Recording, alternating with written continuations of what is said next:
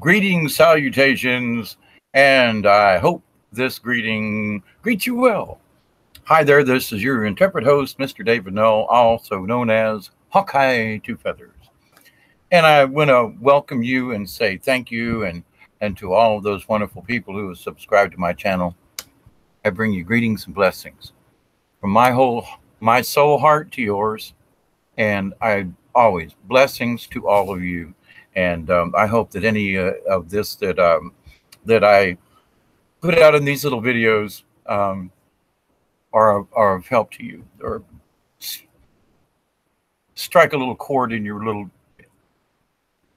And it's my little brain, not yours. I find myself kind of bumbling over things tonight. This is an unintended, interesting. I hate to watch myself with the glasses on. This is an unintended video. I had not intended to make anything tonight. The last few weeks or so, it seems like I've been running my mouth a lot. And I've said a lot of things, discussed a lot of things, had some good remarks and some nice chats with people. And I absolutely am humbled by all of it. I want to say that first off.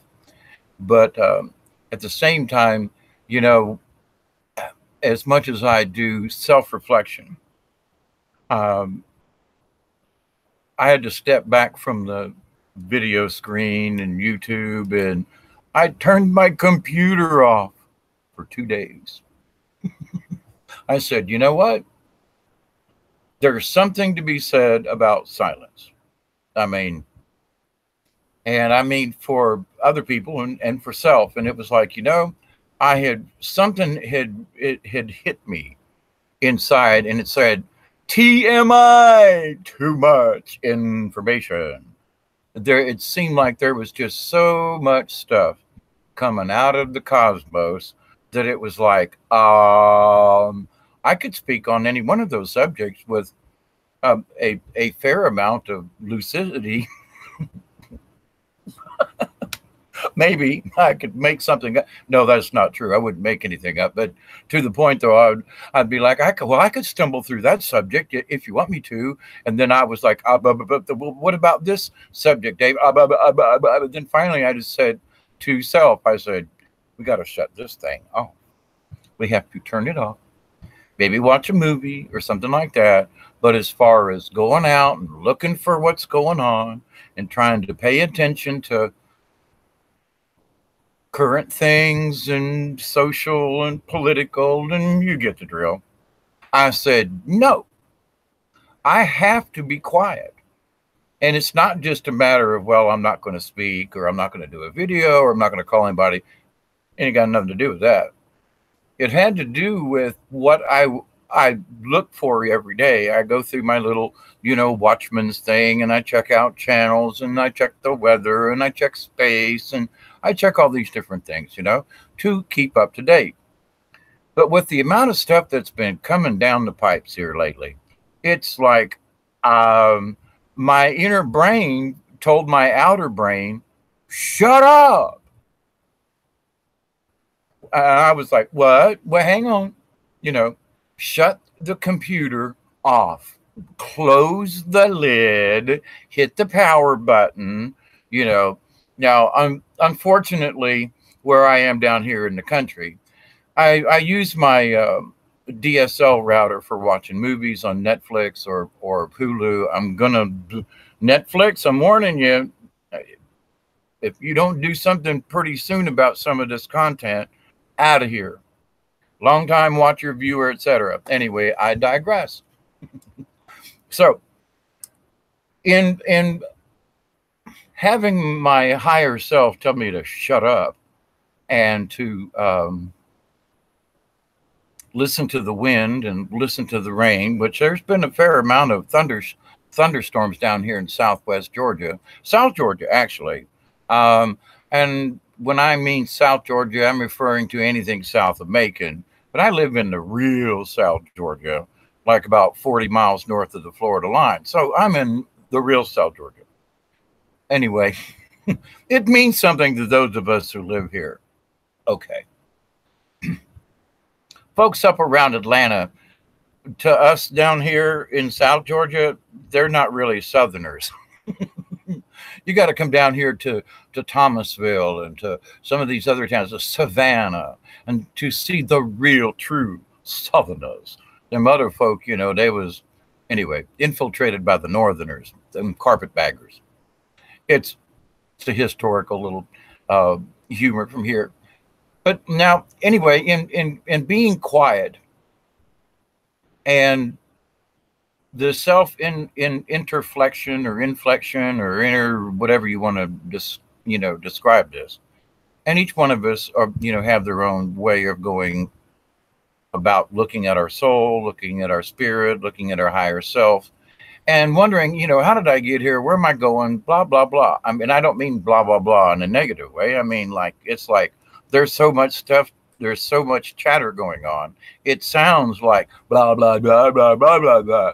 And it's like, it was like, if you ever watched the Charlie Brown cartoon where the teacher's talking to Charlie Brown and you hear the, it's like that. So what it came out of this, and like I say, this is an unintentional video right here, is that it seemed like I was somehow connected to, it's my Southern humor here, that I was attached to Corn-fueshus, meaning the Chinese philosopher, elder, etc. Confucius says, blah, blah, blah, okay? And so I was listening, and so I'm having my own little Southern humor laugh here, Mr. Dave and puppets and storytelling, and I'm like, hee, this is corn. I'm from the South. And these thoughts are my own. I didn't read them. And now maybe I've read something that stirred this, but not recently. So I have these little spirit messages I write down and blah, blah, blah. It's like, okay. And then I'll read them later on and see if there was anything interesting that came out. And so I was like, So this is what I'm calling, Wisdom Wednesday, from Corn-fueshus. And so it's like, it's a little tongue-in-cheek, but at the same point, some things came up in these little cryptic things, and I'm going to read a couple of them to you, because that was the point of writing them down, number one. And the other two for starting this video was, there were a couple of things that was like, seemed interesting. Here we go. I got to put on my shiny glasses. Anyway, I do love you all. And for any of you who stop by and visit my channel, I do. I love you all. Thank you very much. And I pray for every single one of you. Now, so in my musings and my meditations the last few days, I've just been asking my spirit guide, hey there, what's going on here? Being a self-imposed hermit, if you will, and living down here in the woods and so forth. It's like, things come to you. Just, okay. Especially if, you're not watching the computer screen or a movie or something. I mean, I turned everything off. The only sound in the house was the fans, and it's just too warm to turn the fans off yet. But anyway, so some of these things that coming around, it's like, I discussed walking between worlds. And it seems here lately, and I got some more confirmation today from one of my sources that I check in with. And a lot of folks have been having issues with this Lionsgate energy, that it's just been whooping the crumb out of them, really heavy duty energies. Some of us are just too much sleep. I mean, I, for one, raised my hand, and I try not to complain too much, but I'm way too much sleep. I'm ready. If this is too many downloads or whatever it is, I'm ready to wake up. Now, I might wake up in the fourth dimension versus this reality, but that's another topic. So I realized that it was like, so one of the little things that came to me, it's walking between worlds and understanding the larger universe. universe. Let me start over. Walking between worlds and understanding the larger universe is a giant step towards true understanding of yourself and your spirit. And as I've learned my Native American histories, backgrounds, and so forth, and when you read about Buddha and different things, when you understand that all things are connected, and that when you walk in the spirit world, which could be the dream world or your astral world, you have a level of understanding that's just it's really cool. Now, as a spirit warrior of, I don't know, about 6 or 7 years, and I mean, I made my own promise to my own creator, and I said, I, Hawkeye Two Feathers, from this point forward, am a spirit warrior for creator and for all beings who need spiritual help, spiritual guidance, whatever. I'm here. I dedicate. I did ceremony, and I said, this is what I'm going to do. Okay. Now, when I made that commitment, I understood a lot back then. But since that time, I've picked up some more. And for example, a spirit warrior's time is not their own once they volunteer, but belongs to the collective good of all beings. And I thought about when I wrote this stuff down. And so it's like, what does that mean? Well, as a spirit warrior, I realized that there are times when my spirit is called upon to be a warrior, to pray, or to meditate. And there are times when spirit warriors are called upon when they don't know really why they're being called. It's that, hey, I need you right now.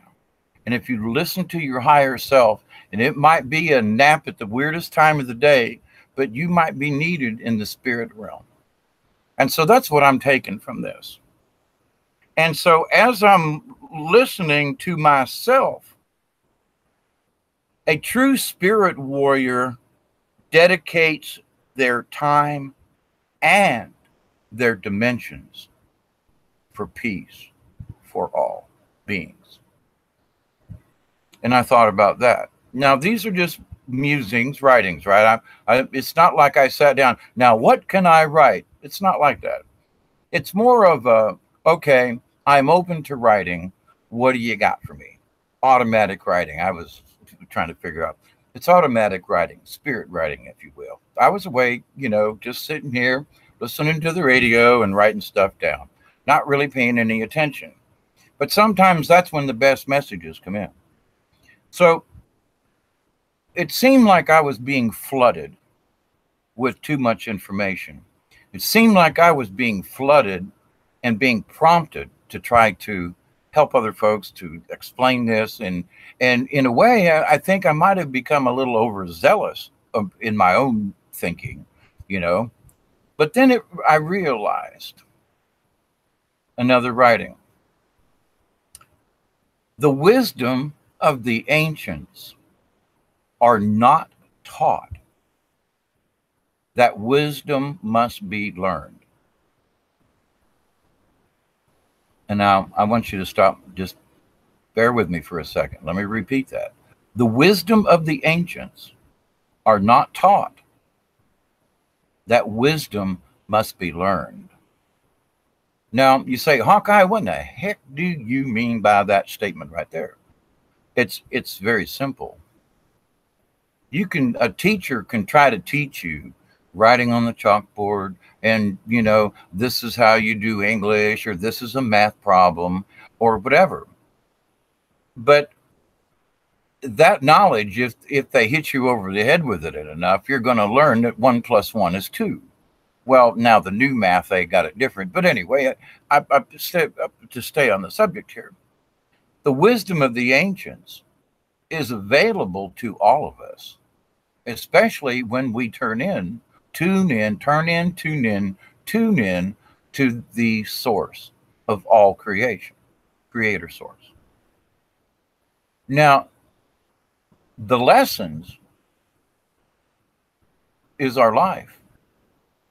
The lessons are what we see, what we learn on a daily basis. This is where we achieve our wisdom. You can't teach someone that. You have to experience. You have to learn the wisdom. Now, to myself, I was like, well, some people have called me a wise man, and I appreciate that. And maybe, and I'm sure I am a philosopher of many sorts, one way or the other. And am I a spiritual being? I hope so, because I try to be. But in doing so, it's like, you walk a fine line.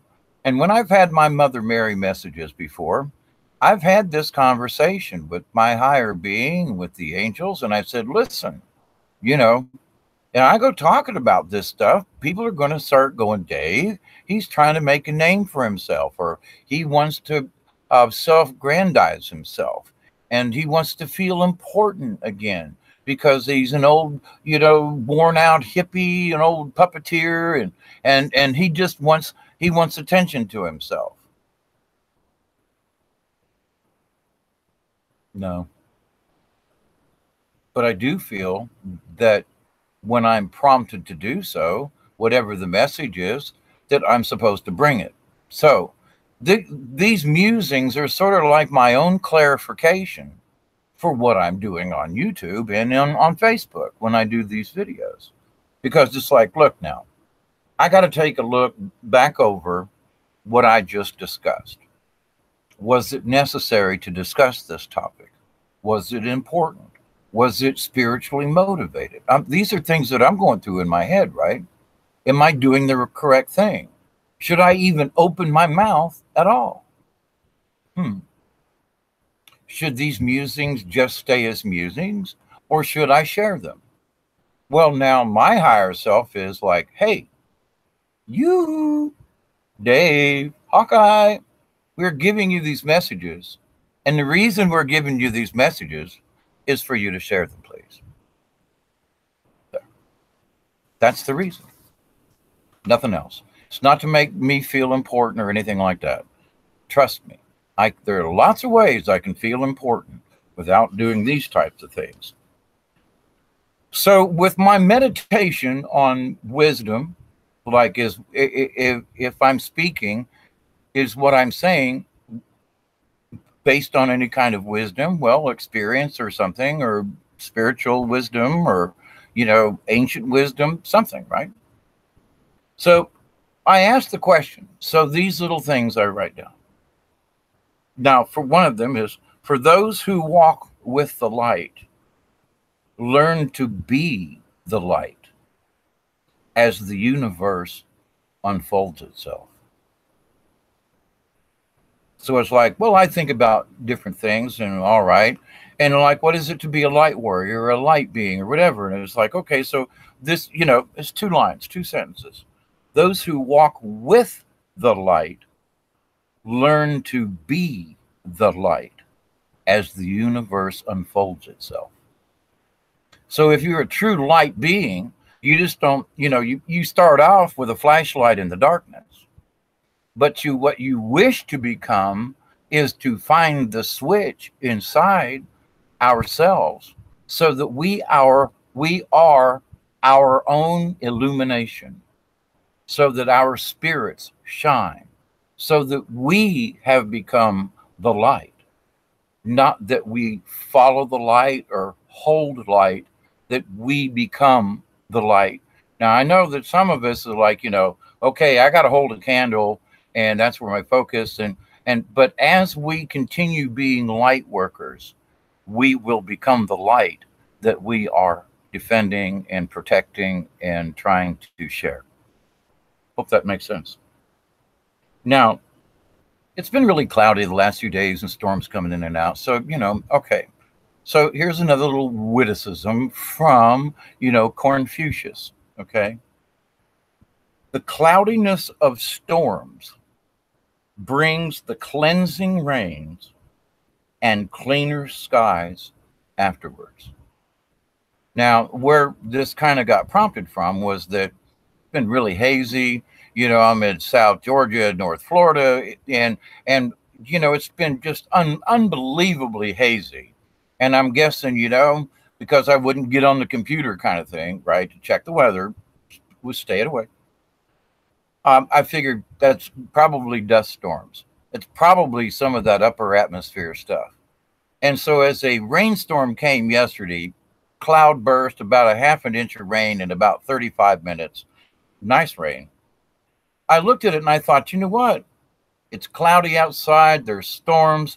But you know what? When it quit raining, I could see the stars. It was clearer than it was the night before. And the air was cleaner. You could breathe. It was like there was a freshness in the air. And I was like, wow, we went from not too bad humid and sort of warm. I mean, it's August, for goodness sakes, in the South, right? So nothing untoward for us down here. Kind of nice day, actually.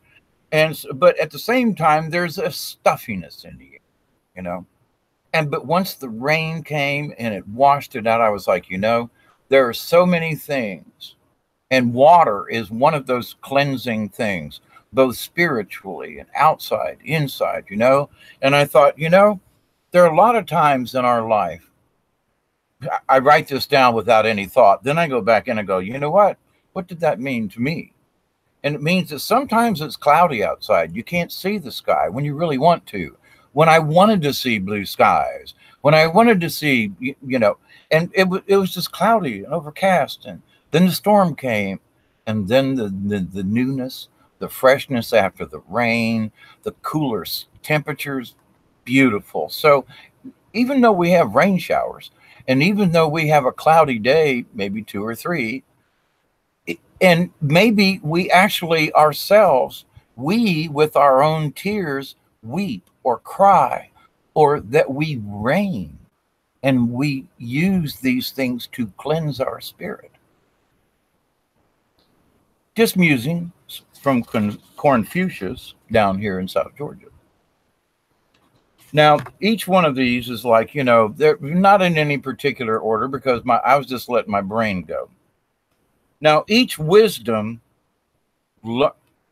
this one kind of freaked me out.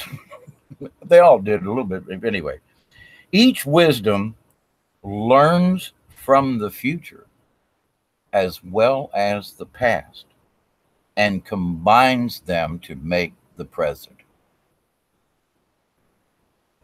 I was like, what? Let me read that again. Because I was like, automatic writing, not paying any attention. Each wisdom learns from the future. And you say, future wisdom, what? Well, for those of us who see that, I say see into the future, we see the politics, and we see things happening. Those of us who call ourselves watchers or watchmen or whatever, and we see things happening. We see a bigger picture than a lot of other people do. And that's not to say that other people are dumb, right? That's not my point. It's that our job is to observe these things. And when we look at the giant picture, we see things happening, and that is looking into the future, because we can see something happening politically. Putin and Trump has a meeting, things happen, right? So any of us everybody can look into the future, because you can say, well, crap, the Democrats are losing in Ohio. I don't know. Pick a subject, okay? But with that, though, our wisdom, each, in my little download, the wisdom was described like a talent. Like, I know how to play guitar. Okay. So the wisdom is like a talent, as this download came to me. Okay. So the wisdom learns from the future. So my talent of wisdom, or I'm discerning things around me to make sure that I try not to be a complete and total gook and muck up really bad, right? So I look into the future because I see what tomorrow's going to bring. I might not be able to see past a couple of hours into the future, but if I use my wisdom, the future, what my intention is, as well as the wisdom from my past. In other words, I've driven this road before, or I've been here before. So you use what your past experience with what you can see in the future. Now, how far you in the future you can see is up to you or each individual, right? But in order to make the present, in other words, do whatever you're doing, you must combine the future wisdom of what you see could happen or is going to happen. There's a wedding tomorrow, so certain things are going to happen, right? So that's future, all right, as well as the past. Well, I've been to weddings before, and Aunt Jewel was a really, she gets snockered really easy. Okay. So you use the future and the past and combine them to make our present. I just thought that was like, I wrote that. Thank you very much. I appreciate it. Now, as I meditate on some of these things, I meditate a lot on, the honor of people. In other words, I've honored my grandmother many times because of just the simple she wasn't stupid. She wasn't a backwoods country girl kind of thing. She was, but she wasn't. I mean, she lived in the city, but she ran a store. She ran a business, and, then when she retired and so forth. But to the point, though, Granny wasn't stupid. She knew about flowers and things, but she wasn't an intellect. All right. Now me, I'm studying this and that. Granny just liked reading stories or reading the newspaper or watching her soaps or whatever. She was a simple person, but not stupid. And she was very spiritual.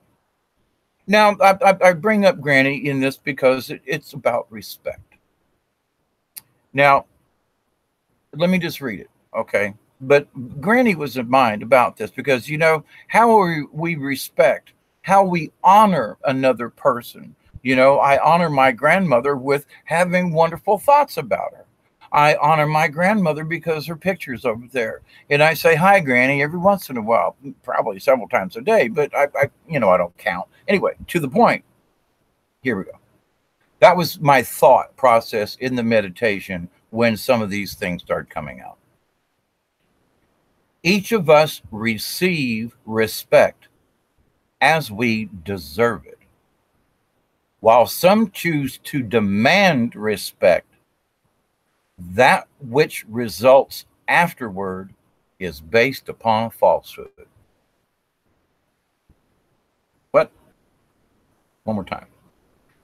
Each of us receive respect as we deserve it. But while some choose to demand respect, that which results from it is based on a falsehood. So in other words, drill sergeant. All right, yappity yappity, stand up straight and buckle your shoes and blah, blah, blah, blah, blah. Okay. That is a demanded respect. Now, drill sergeants, many of the soldiers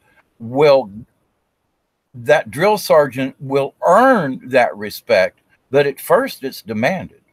You will respect me. You signed up for the Army or the Marines, or whatever it is, and you will. This is okay. That's demanded. Now, the person who is demanding it can receive actual respect. But if a person such as a father or mother who's very demanding, and I got my face slapped, I don't know how many times. No wonder my head's my brains were jostled as a child from backhands across pick myself up off the floor. I wasn't beaten. That's not what I'm saying.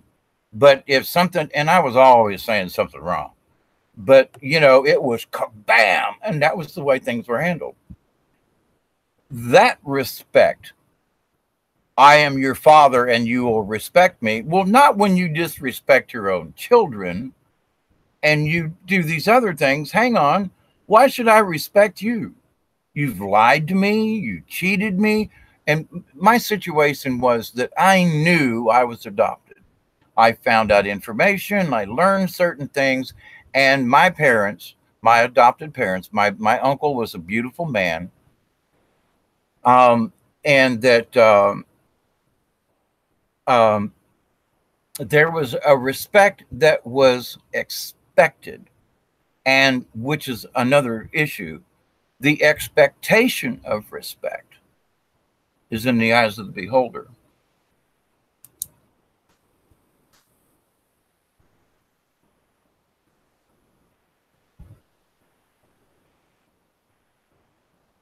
And what do I mean by that? I have to write this down. Sorry. The expectation of respect is in the eyes of the beholder.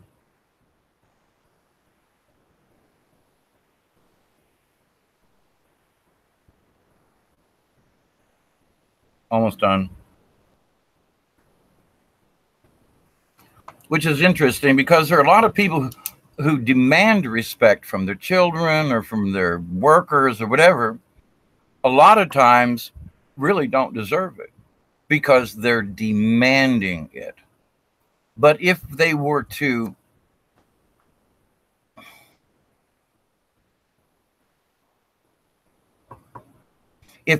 be respectful to those people they wish to have respect from, that's how they get respect. However, so the expectations of respect, in other words, an employer would say, I expect you to respect me in a particular way. You're to come in here with your tie on. You're to stand straight and tall. And you were, yes, sir. No, sir. Yes, the boss. No's the boss. That's the way we had to do in jail and on the chain gang. Yes, the boss man. Yes, the boss man. But it kept you from getting your head bashed in. But so the expectations of respect. So I always gave respect without expecting it. Now, I learned this way later on in that I first had to give respect before I could have anyone respect me for any reason. So there are people now who are demanding respect, really don't deserve it. Now, with that said, and my musings a few minutes earlier when I was discussing the fact that, sometimes I run my mouth too much and I speak on things, too much information and so forth. And it was like, so there's a couple of items here about silence. Now, spirit message, here we go. Silence is better than repeating a falsehood or speaking nonsense. And I know there are folks who will have a show or do a certain thing. And in a way, I'm kind of that same way myself. It's like, well, it's Tuesday night. I usually do something around this time or Wednesday or something, but I don't have a topic. I've had the computer off for 2 days. I'm trying to receive, angel messages and what's going on in the galaxy, right? So it's like, so that's where the silence comes from, and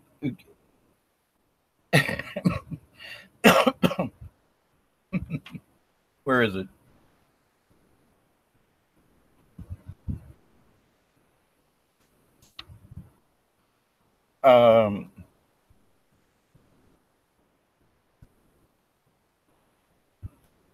Is it on another page or did I skip one?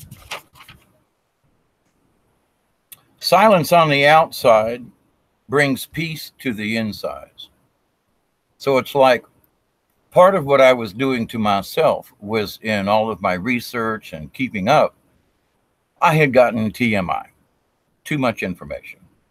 And so that I had to make sure that my outside became silent so that I could bring peace to my insides, to my spirit. so that I could hear.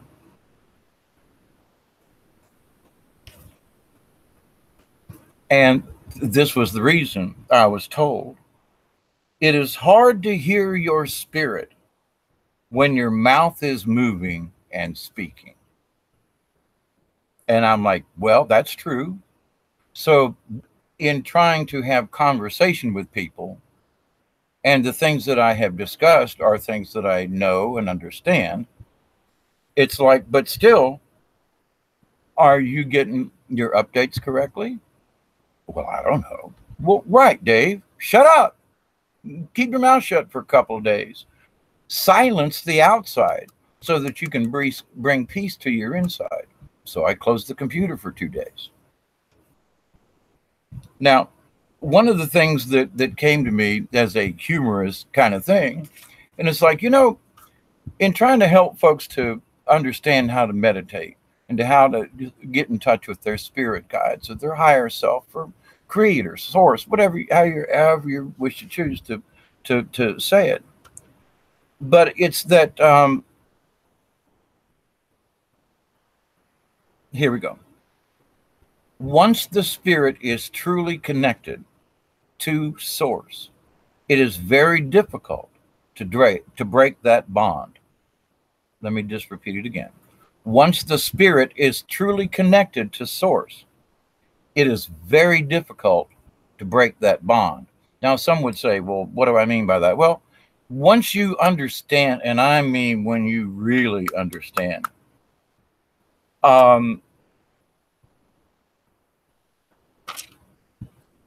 this is another musing.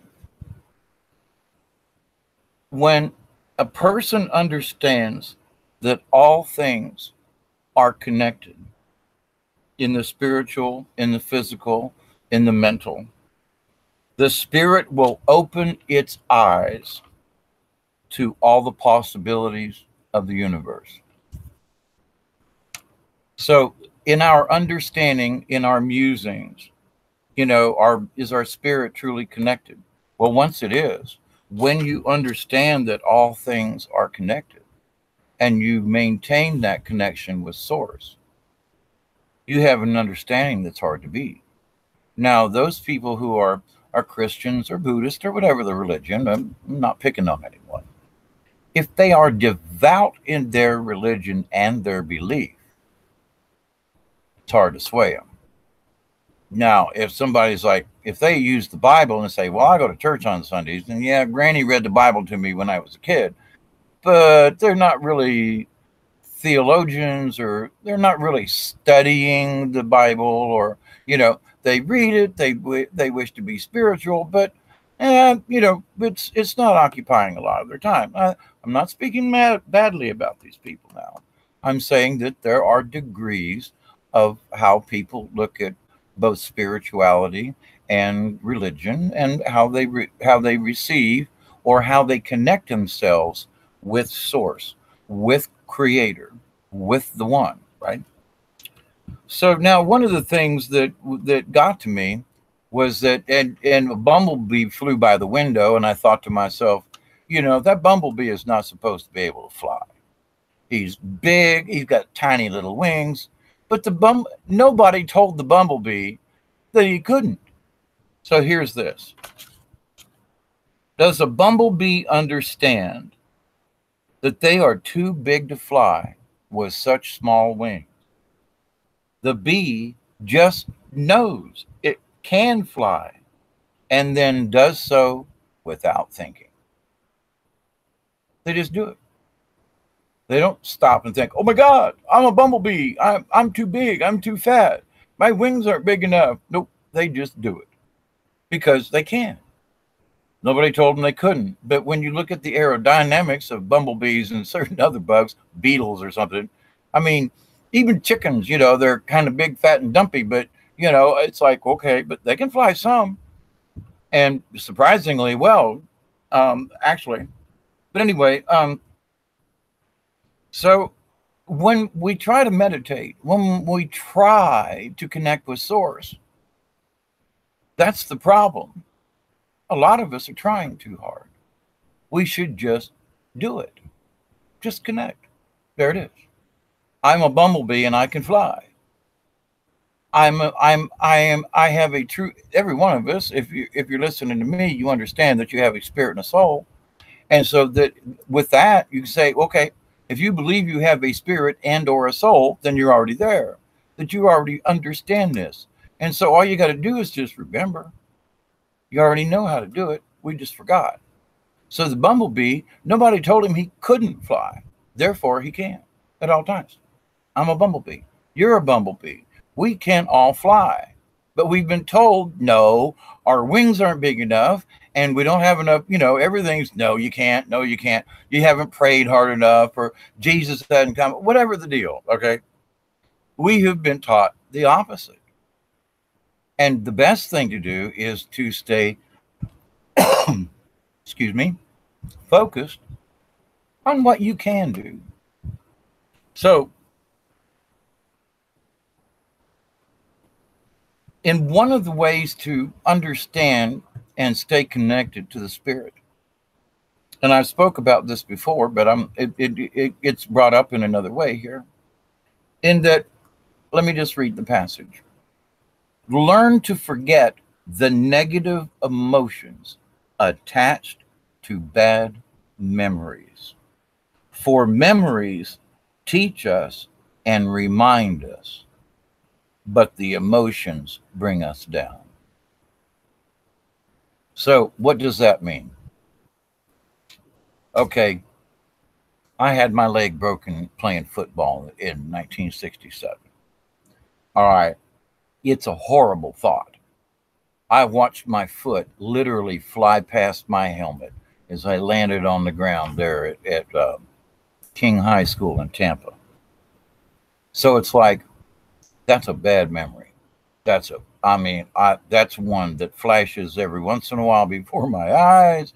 And it's like I had to deal with it because that was associated with a crap load of pain, misery, years of agony. Whew. But I had to learn that when this image replayed in my head, and sometimes it just does it because it wants to, that's the subconscious replaying things for us out of turn. When we understand who we are as spirits, as angels, who we are,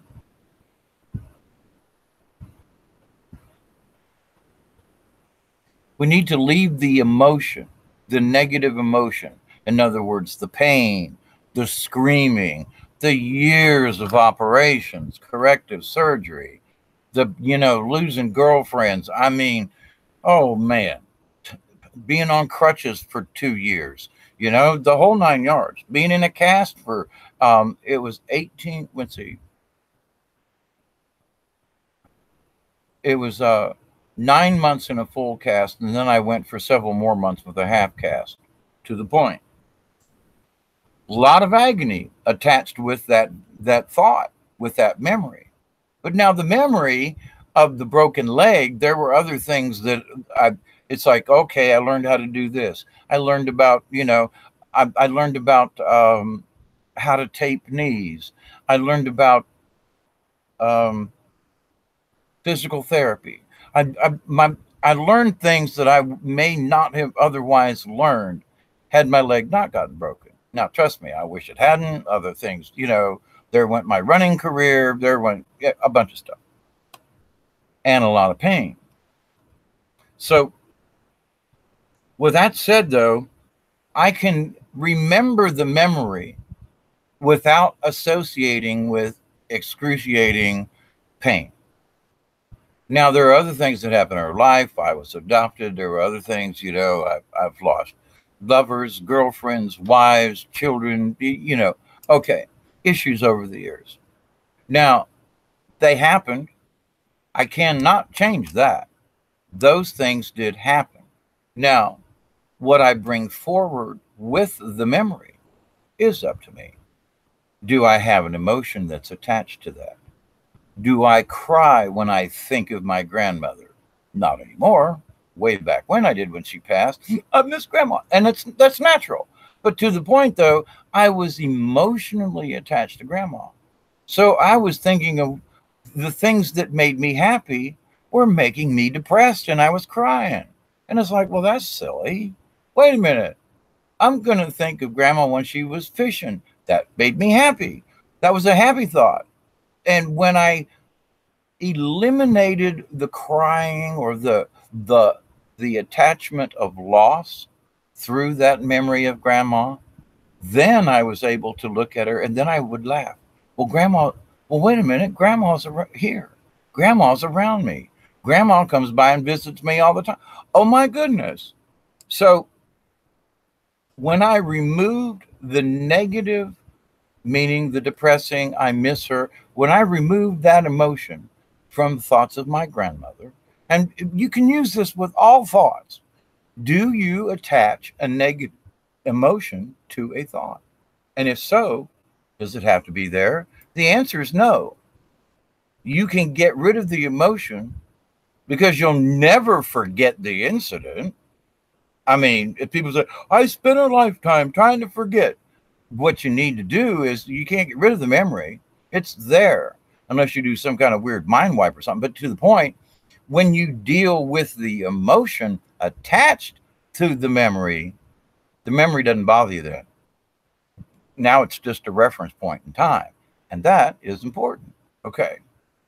So on that same note, there was a discussion about, and I've had this discussion briefly before, about a kung fu monk over in Japan or China, over yonder. Maybe it was in, the Oriental, okay, way west of us to the other continent.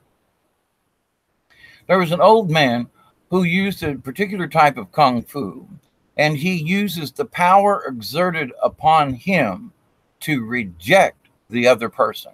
So these people come flying at him and they'll like, and the next thing you know, they're up and flying across the air and the old man's standing there with his cane. Now there are people like that, and it really does exist.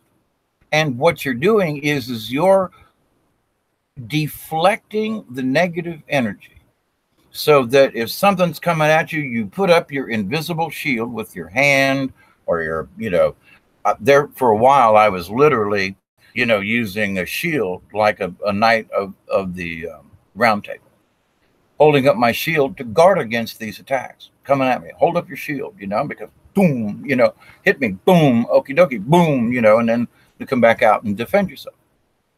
So deflecting the negative in life ensures a more positive outcome in the end. So I was just discussing the fact that a lot of times we will drag a negative emotion and attach it to a memory. And that in itself is like, try not to do that. And if you are, there's a lot of people. I mean, I still have a memory that's coming in. I don't know where it's come from. And it's like, but there's nothing I can do to resolve it. And I might have to do just a special little tiny few-minute video about that particular subject. But anyway, there's nothing I can do. It happened in 1971-ish kind of thing. I can't go back and change it.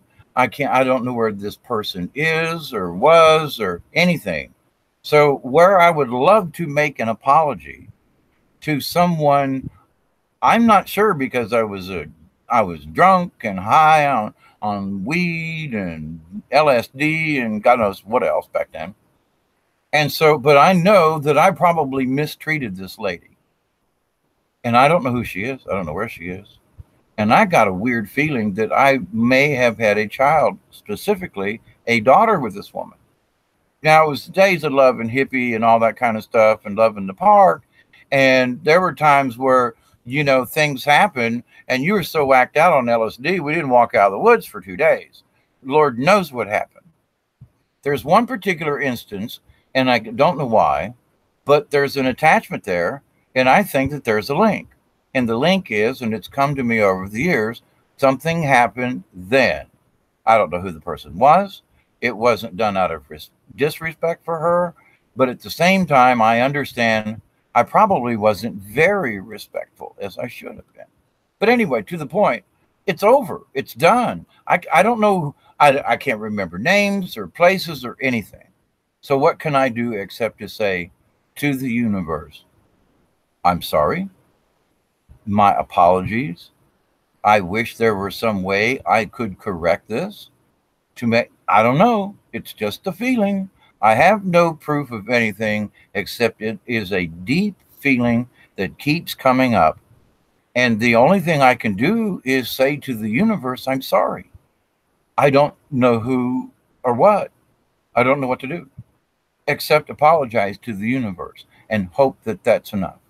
And pray that if I do have a daughter in some weird kind of strange way out there from a, casual, intercourse at a party for a weekend, that's not the point. It's not the point. And why I would have, I can't remember her name or the situation, but I can remember that there was an incident where we were intimate and that something could have happened then. That's been 50 years ago. Holy mackerel. Okay, 49. But to the point, what? But there's something there on a cosmic level. All I can do is say, okay, I'm here. My apologies. That was then. This is now. On with it. But this brings up this next thing. The choices we make in life are like the foods we eat. Some choices taste very good, while others upset our stomachs. A wise person learns which foods to avoid. Which brings up another tiny little thing in this, is that, there are times when we're angry about certain things. And it's been brought up before, and it's like, well, peace, Nick, you don't even get mad at something. Let me bring this up to you too. Because I was a very angry person. Oh gosh, you could set me off in ways I didn't even realize until after I got mad. But anyway, momentary anger is completely human and should be left in the now. Otherwise, anger will corrupt the spirit and bring in the darkness. Now, what do I mean by it's okay to be angry in the now? If somebody runs over your foot, or it's all right, like, oh, son of a, but leave it right there. If you carry on for more than a minute, you've overextended your human being mad thingy. If you stay angry at something for longer than a minute, and if you allow it to continue, then you're allowing this negative energy to just flood into your soul, basically, and bring in the darkness. And so it's really difficult to get rid of that thing, because now you're probably going to attach, get this, a negative emotion to whatever made you mad. So now you have a memory being mad, and now you're attaching an emotion to it. That person pissed me off, blah, blah, blah. And so now you've got a cascade of effects that bring darkness to your spirit. Now, these are just musings in Dave's little book here, that I sit down and Spirit says, hey, write this down. Have a little conversation with some folks about some of these things.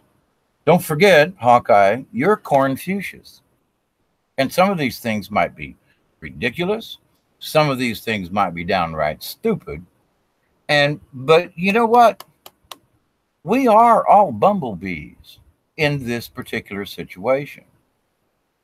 We can fly, but we've been told we can't. We are spiritual beings, but we're told we need all these other things. We're bumblebees. Our wings are so small, but if we stop thinking about flying and whether we can or can't, fly spiritually or astrally or spiritually,